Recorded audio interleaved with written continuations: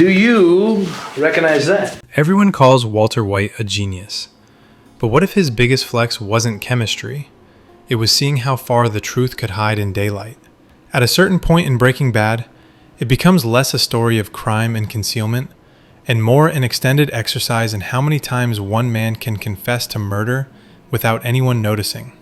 Walter White, in his infinite arrogance and chemically enhanced hubris, seemed determined to hand Hank Schrader the truth on a silver platter, complete with a bow, a smirk, and occasionally, a blood alcohol content high enough to qualify as a cry for help.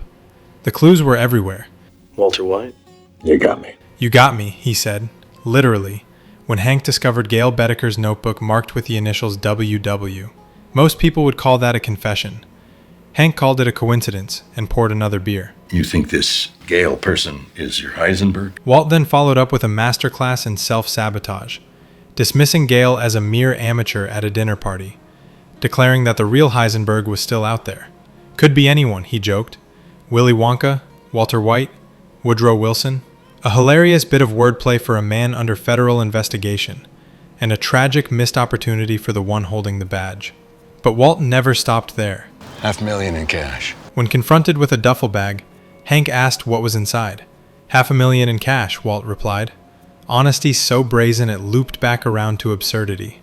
It's been called the highest form of lying, telling the truth so convincingly that no one dares believe it. And the theft of lab equipment from your school is also receiving our highest attention. Then there were the smaller cracks. His suspicious panic over missing chemistry equipment. Do you recognize that? The nervous dance around the gas mask found in the desert, identical to the ones from his classroom. The panicked car crash en route to the laundry facility. Each moment practically screamed, "It's me, Hank!"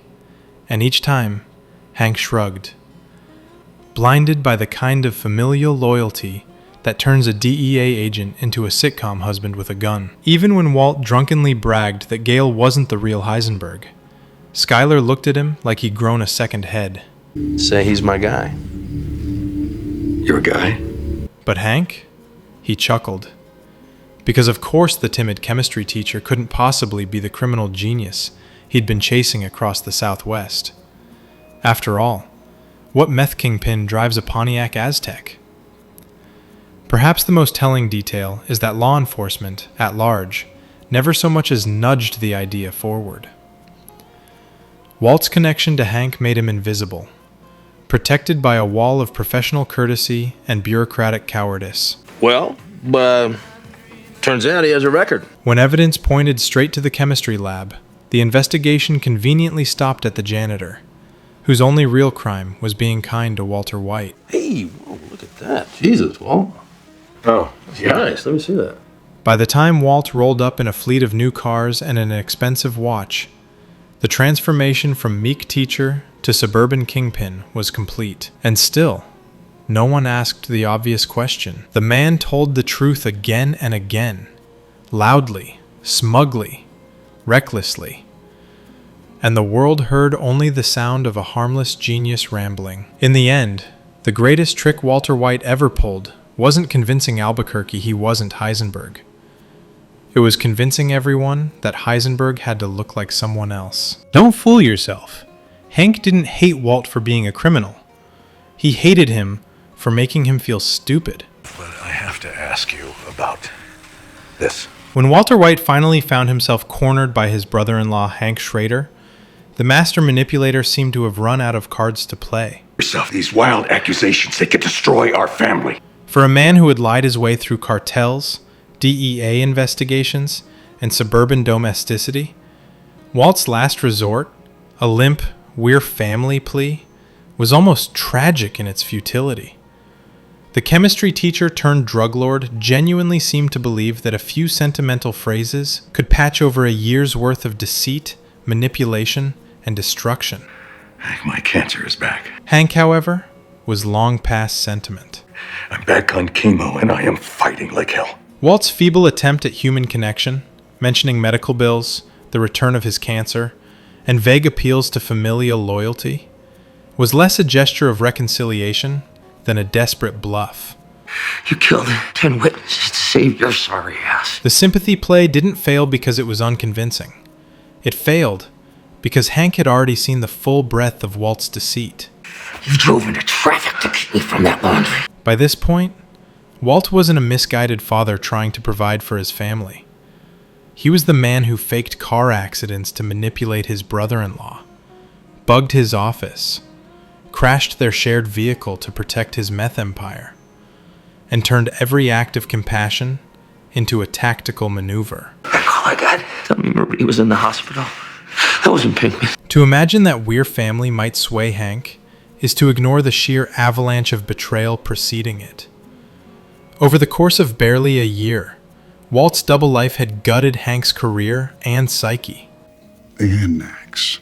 The cartels tend to be. Walt's machinations dragged Hank into shootouts with Tuco Salamanca, psychological trauma from the Tortuga bombing, the near-fatal ambush by the cousins, and the professional humiliation of being unknowingly manipulated in the Gail Bedecker case. Then you find another place to gamble. Even Walt's lies about gambling and his missing person charade indirectly damaged Hank's standing in the DEA. By the time of the garage confrontation, Hank's realization wasn't just that Walt was a criminal. It was that every personal and professional humiliation he'd endured could be traced back to the man who'd once sat at his dinner table. And yet, Walt tried to appeal to kinship. "My cancer is back," he said, as though terminal illness might absolve a meth empire. The irony, of course, is that the disease he invoked for sympathy was the very excuse he'd once used to justify his moral decay. Rotten, you son of a bitch. Hank's response, cold, final, and unsympathetic, wasn't just anger, it was disgust. The kind that comes from recognizing that every gesture of concern, every family moment, was part of the con. Even if Walt had leaned harder into emotional manipulation, gaslighting Hank into self-doubt, feigning remorse, or pretending the evidence was wild accusations, the damage was irreparable. Hank wasn't confronting Heisenberg the criminal so much as Hank Schrader the fool, the man who had been duped for a year under his own roof. His fury in that garage was as much self-directed as it was aimed at Walt. Dean Norris's performance captured this perfectly. The wounded masculinity, the horror of realization, the collapse of pride. Hank's breakdown wasn't about losing a brother-in-law. It was about losing his own sense of competence and control. I was capable of doing these things. In that moment, the game was over. Walt's intricate lies, his desperate improvisations, his family rhetoric, all met the immovable wall of Hank's disillusionment. The tragedy is that Walt still thought he could talk his way out of it. The arrogance that made him Heisenberg blinded him to the one truth he could never manipulate. There's no appealing to family when you've already burned the house down. Everyone says money would have saved Walter White. Wrong. It would have just given his ego a company logo. Who are you talking to right now? If Walter White had accepted the gray matter job, the only thing that would have changed is the brand of car he drove while brooding about his wasted potential. A Tesla instead of an Aztec, perhaps. But the man behind the wheel would remain exactly the same. Resentful, prideful, and forever convinced that he'd been robbed of greatness. Money, after all, does not fix Walter White. It simply would have given him a shinier stage for his self-loathing. His ego, sprawling, delicate, and eternally unsatisfied, was present long before meth, long before the cancer, and certainly long before Heisenberg. He offered me a job. What? Yes. The gray matter offer wasn't a golden ticket.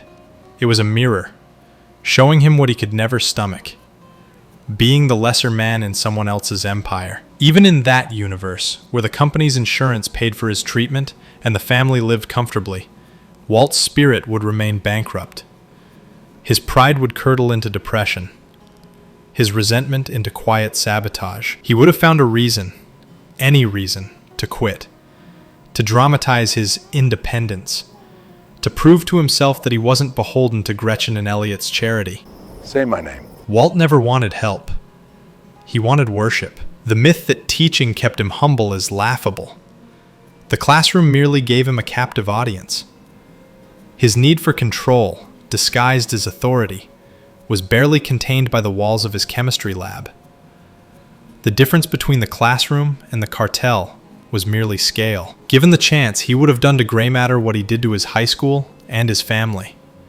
Slowly, methodically, destructively asserting dominance until there was nothing left to rule. Perhaps he might have risen to power. Founder, CEO, the real genius behind the brand. And then what? We're just getting started. Nothing stops this train. Corporate Heisenberg would have crushed competitors through lawsuits instead of bullets, polluted ecosystems instead of cities, and justified every moral compromise as necessary for innovation. He'd still be a tyrant, just one in a suit instead of a hazmat suit. Even if he'd stayed a mid-level scientist, he would have rotted from the inside. Money and prestige would have felt like pity to him. The respect he craved wasn't professional, it was devotional. It's a tremendous. That's why he glowed when Gale looked up to him like a disciple, and why every other relationship in his life felt hollow. Walt didn't want equals or partners. He wanted witnesses to his genius. There's also the matter of Gretchen, the walking embodiment of everything he despised and desired. Her wealth, her independence, her pity. Working under her and Elliot would have been intolerable. His need to dominate would have driven him to sabotage the company, stage a coup, or implode entirely. The man couldn't stand the thought of being helped by a woman, let alone one who no longer adored him. Would he still die of cancer? Probably. But this version of Walt would perish rich, insured, and utterly miserable. A ghost haunting his own success. His family would fare better materially, but Skylar would still mourn a man who never existed. The loving husband who could have been content. Instead, she'd inherit the silence and bitterness he left behind. Some argue that Heisenberg was born the day he broke bad. Others claim he always existed, merely waiting for permission. The truth lies somewhere between. Walter was not a monster in search of evil, but a weak man in search of validation. Once he realized he could commit atrocities without consequence, he called it destiny. So no, money would not have saved him. It would have simply polished his delusion to a high corporate sheen. He'd still be cruel, self-righteous, and terminally unsatisfied. The only real difference is that instead of cooking meth in a desert, Walter White would be destroying lives in a boardroom, proudly insisting it was all for his family. Don Eladio isn't progressive. He's just too greedy to be racist. In a world of trigger-happy machismo and tribal loyalties, Don Eladio Fuente stands out as a strange specimen. Así que, los pollos hermanos. A cartel kingpin from the heart of Mexico who doesn't seem to care if his business partners are gay, white, addicted, or otherwise unfit by traditional gangster standards. His organization includes Gustavo Fring, a South American who radiates quiet professionalism, and whose sexuality, while no secret, isn't exactly concealed. Gaff, a European right-hand man, and Jesse Pinkman, a white, uneducated junkie whom most cartel figures would rather throw in a ditch than put on the payroll. Héctor.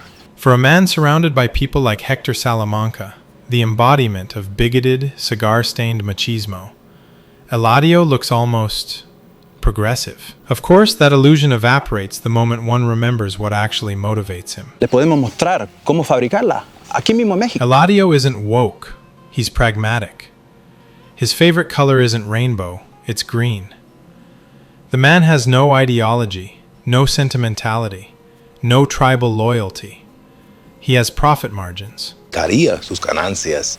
He'll work with anyone who earns and obeys, regardless of race, sexuality, or criminal background, because money is the only creed he truly recognizes. If Gustavo Fring were replaced by a three-headed llama capable of producing premium meth at wholesale rates, Eladio would buy it a mansion and call it partner. The beauty of his method lies in its cold efficiency. Eladio long ago realized that prejudice is bad for business. While Hector Salamanca clings to notions of blood and family, Eladio clings to banknotes. He sees the Salamanca's theatrics for what they are, noise that disrupts the flow of cash. Their pride makes them liabilities, their violence too indiscriminate for long-term stability. Metanfetamina que nosotros hacemos es mucho más superior. In contrast, Fring offers what every empire dreams of: discretion, precision, and exponential returns. Eladio tolerates Gus not out of moral enlightenment, but because Gus turns chemistry into currency. His interactions with Gus reveal this calculated detachment. When Eladio reminds Fring, "I see hate in your eyes," a little is okay, as long as you know who's boss. It isn't compassion, it's managerial awareness. He knows Fring despises him, yet he also knows hate can be useful when properly contained. Eladio doesn't care who Fring loves or mourns. He only cares that Fring's hate remains productive. ¿Y cuándo llegó Don Eladio? Vamos a ver cómo va la cocinada primero.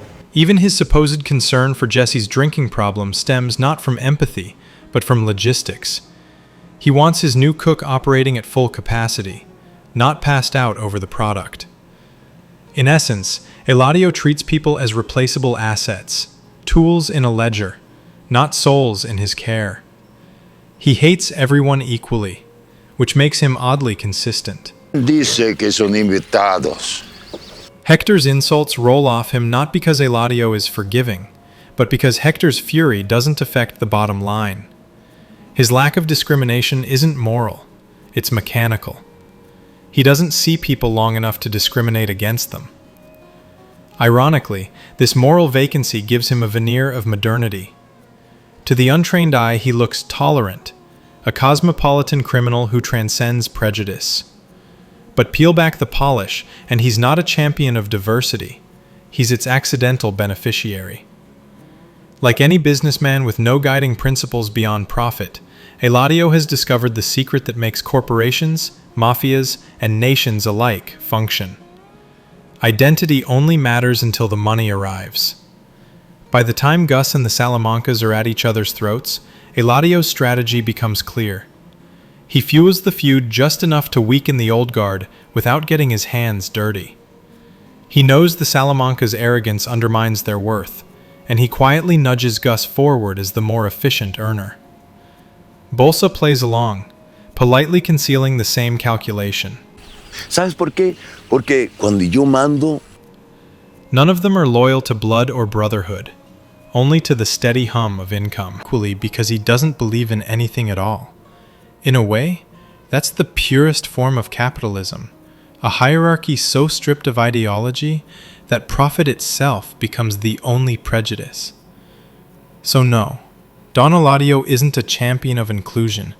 He's simply a man who figured out that dead men don't pay tribute, and hate doesn't launder money. The moral of his empire is simple and cynical. Discrimination is bad business, and business is sacred. Or, as Eladio himself would put it, negocio es negocio. Don Eladio's code: business over blood. Ours? Subscribers over silence.